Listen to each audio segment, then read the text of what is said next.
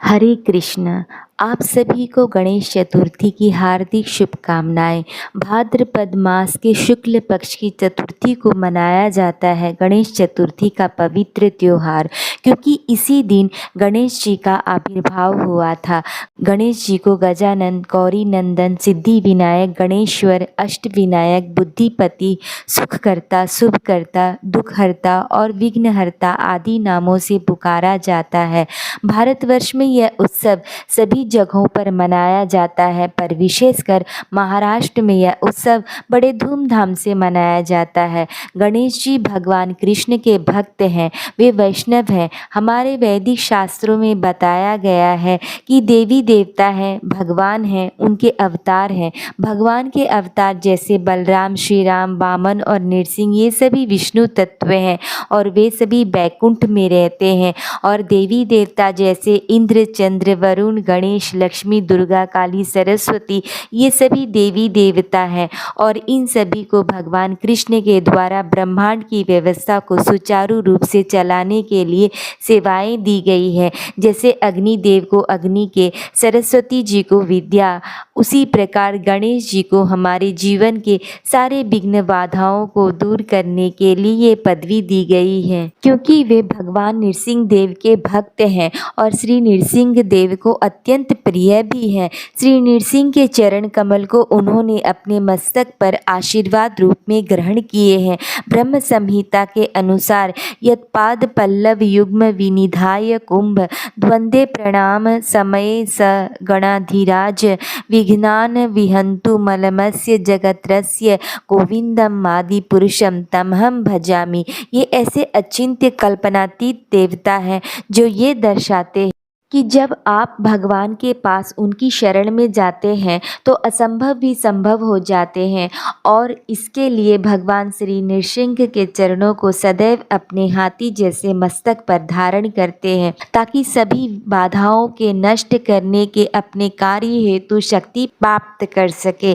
गणेश जी गौरी शंकर के पुत्र, कार्तिक के भाई और रिद्धि सिद्धि के पति हैं। ये सिर्फ मनुष्यों का ही नहीं, बल्कि भगवान शंकर के गणों, भूत प्रेत पिशाच सभी आदि आते हैं।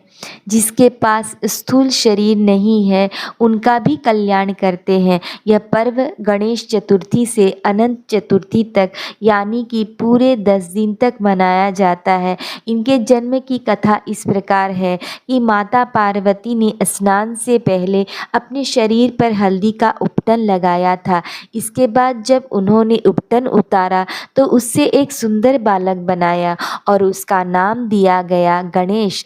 उन्होंने उस बालक को आदेश दिया कि वो किसी को भी भीतर न आने दे, किंतु जब शिवजी वहाँ पर आ गए तो उन्हें भी अंदर आने से रोक दिए। शंकर जी ने गणेश जी को बहुत मनाया, लेकिन गणेश जी बिल्कुल नहीं माने। इसके पश्चात शिवजी को बहुत क्रोध आया और उन्होंने गणेश जी की गर्दन अपनी त्रिशूल से काट दी।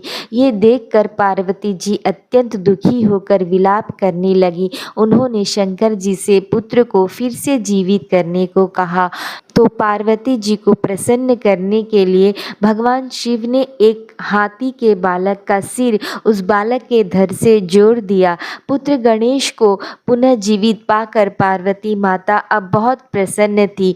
तो ये थी उनकी प्राकट्य की कथा। गणेश जी की बुद्धि भी विशाल है। एक बार गणेश जी और भ्राता कार्तिकेय के बीच प्रतिस्पर्धा हुआ कि पहले कौन इस ब्रह्मांड का चक्कर लगा सकता है। तब कार्तिकेय अपने मयूर वाहन पर सवार होकर पूरे ब्रह्मांड में चक्कर लगाने चले गए, लेकिन गणेश जी तो अपने माता पिता की परिक्रमा कर मिनटों में ही ब्रह्मांड के चक्कर लगाने का फल प्राप्त कर लिए। इस प्रकार वे बुद्धि के भी देवता कहलाते हैं। इसलिए व्यास देव जी बोलते गए और गणेश जी महाभारत लिखते गए। व्यास देव जी ने पहेली के रूप में बोला और गणेश जी उसी हिसाब से सोच समझ कर लिखते सीखते गए। जिस प्रकार अंगूठी में नगीना होने के कारण उसकी शोभा बढ़ती है, उसी प्रकार पूरी अंगूठी महाभारत है और उसमें नगीना के रूप में भगवद गीता को निकाला गया है, जो 18 अध्यायों और 700 श्लोकों में निहित है। तो भगवद गीता का ज्ञान हमें गणपति जी की कृपा से प्राप्त हुई है।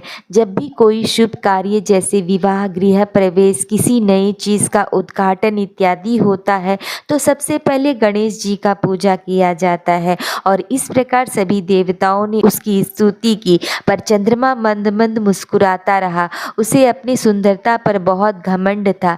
गणेश जी तब समझ गए कि चंद्रमा घमंड के कारण उनका उपहास कर रहे हैं। तब क्रोधवश गणेश जी ने चंद्रमा को श्राप दे दिया कि आज से तुम काले हो जाओगे। चंद्रमा को अपने भूल पर पछतावा हुआ। श्री गणेश से उन्होंने क्षमा याचना की। तब उन्होंने कहा कि सूर्य के प्रकाश से धीरे धीरे अपना स्वरूप तुम्हें प्राप्त हो जाएगा, किंतु आज यानी कि भाद्रपद के शुक्ल पक्ष के चतुर्थी के दिन तुम्हें दंड देने के लिए ये दिन याद रखा जाएगा। जो कोई व्यक्ति तुम्हारे दर्शन करेगा उस पर चोरी का झूठा आरोप लगेगा। इसीलिए गणेश चतुर्थी के दिन चंद्र का दर्शन नहीं किया जाता है, इसलिए इसे कलंक चौथ के नाम से भी जानते हैं। यदि भूल से चंद्र का दर्शन हो जाता है तो उसके निवारण के लिए हमें अधिक से अधिक हरे कृष्ण महामंत्र का जप करना चाहिए और राधा कृपा कटाक्ष का श्रवण करना चाहिए। राधा कृपा कटाक्ष में शिव ने लिखा है कि अपार रिद्धि सिद्धि दिग्ध सदपदांगुली नखे, अर्थात शिवजी बताते हैं कि आपके चरण कमल के उंगली के नख का ध्यान करने मात्र से अपार रिद्धि सिद्धि, सफलता और सुख समृद्धियों की प्राप्ति हो जाती है। और इसके साथ साथ हमें श्रीमद् भागवतम के 10वें स्कंद के 56वें और 57वें अध्याय के श्रीमंतक मणि के चोरी की कथा का श्रवण अवश्य करना चाहिए। इससे चंद्रमा के दर्शन के कारण मिथ्या कलंक का भय नहीं रहता। कथा कुछ इस प्रकार है कि द्वारिकापुरी में सतराजित नाम का एक सूर्य भक्त रहता था। उसकी भक्ति से प्रसन्न होकर सूर्य देव ने उसे एक अमूल्य सीमंतक मणि प्रदान की। मणि के प्रभाव से किसी भी प्रकार का भय नहीं रहता और राज्य आपत्तियों से मुक्त हो जाता। इस मणि के प्रभाव से वो बहुत धनवान भी हो गया था।